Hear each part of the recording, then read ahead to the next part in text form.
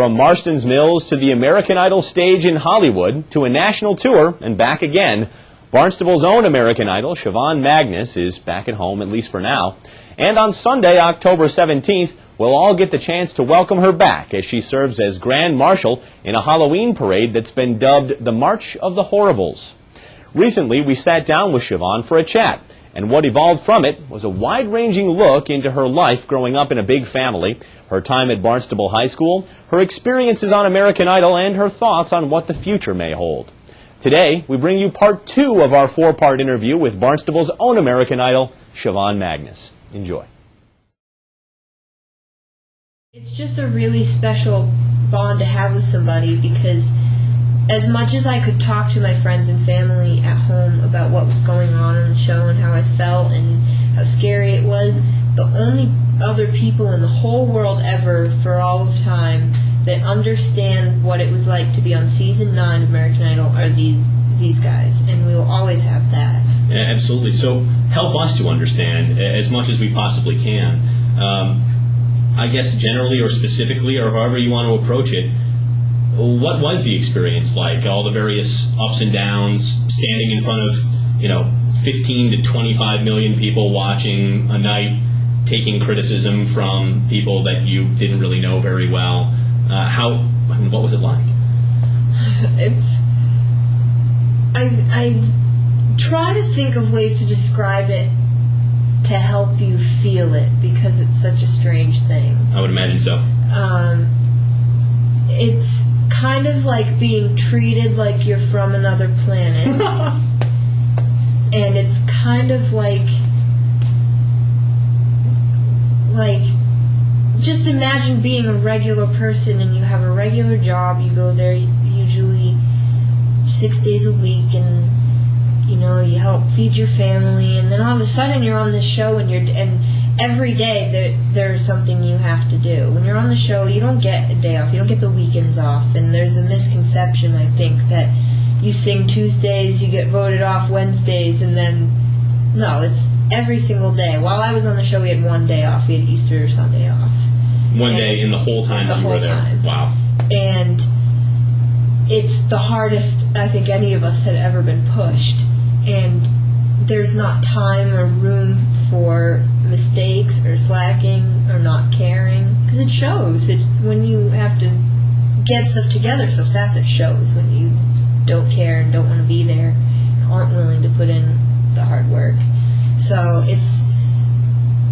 it's really a big kick in the behind to give you incentive to fight for what you want to do, because you start to get this drive, like, I want to prove that I should be here, especially if you think someone else was wrongfully voted off or anything like that, and you see that start to happen, and you say, well, I better fight harder. And it's like the most valuable and indescribable experience. You seem to be a person that has an incredible amount of perspective, and even when you were on the show, you had a very deliberate way of talking. You don't say "like" in the midst of all your sentences. You don't stutter a lot, which I find very impressive for somebody of your age. But in terms of life perspective and world perspective, I think you're kind of getting towards how American Idol sort of helped to change that for you a little bit. Definitely. You learn so much about all kinds of things that are so precious, and you can't buy that. And when you are forced to push yourself like that, and you start to figure these things out, and you say, I am capable of this. And it's really not so scary, because when you get somewhere that you fought so hard to get there, it's such a good feeling. Mm-hmm. Now, a couple of quick additional questions about American Idol, and then we'll get to some other stuff about your life now. First, everybody has their own opinions about music, but I cringed when I saw this happening on the show. How did you feel about getting singing advice from Miley Cyrus? This is one of those things, like you just mentioned, about life perspective changing. And I will tell you an honest thing. we were all really skeptical of her being a mentor. And she was the one mentor that they wouldn't tell us who it was until we met her, until she walked in the room. And some of us had an inkling, but we really didn't know for sure. And so she came in, and I think a lot of us, our initial reaction was that she's younger than me.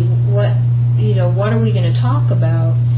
And it was a very strange thing, but I'm so glad that I had that experience and that I met her, because I looked back on my own thoughts and myself, and I thought about the judgments I had made about her before I met her.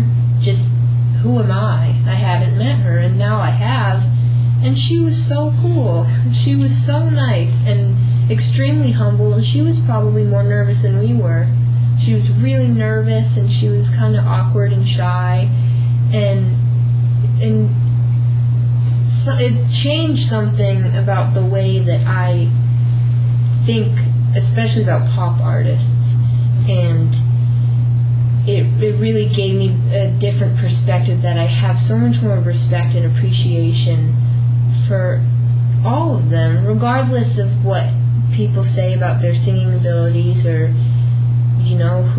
who knows if she would fare well on something like American Idol. But I do understand now that it's not easy to be in that kind of business, and I was only doing it for a few months. She's been in it for years now, and I can't imagine. That's crazy. Yeah, and I think part of that is there's a lot of people pushing you in a lot of different directions. So I wonder how much control, when you were on the show, that you had over what you wore, what you sang, the way you presented yourself, and how much of that was shaped by external forces. A very good amount was up to us, and I'm really glad of that. And I don't think I would have succeeded if it weren't that way, because I would have been a brat about it, honestly, if I wasn't allowed to portray myself the way that I wanted to.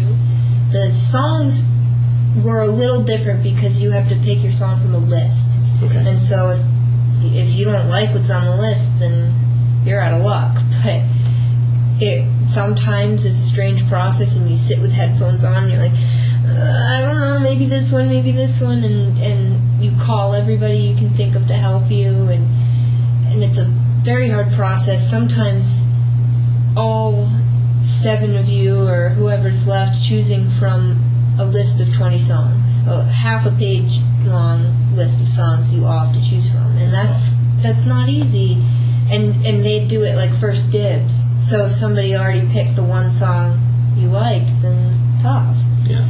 So that part, you didn't always get to choose the absolute best thing for you, but at least there were the other things like getting dressed and getting our hair and makeup done that we did have control over. And it did take me a few weeks for the girl stylist to start to understand what I was going for and my likes, but once she did, we had so much fun, and that's when we made that outfit I wore for Elvis Week, and that's when we made the outfit with the butterflies. Yeah. And that was a blast, and I never had much trouble with breaking rules or being too edgy. I did have one time our executive producer came in to okay my hairdo because they were getting kind of crazy, and he came in and he said, okay, but no bigger than that. Join us tomorrow when we'll have much more with Siobhan. Until then, I'm Nick Cortez. We'll see you next time.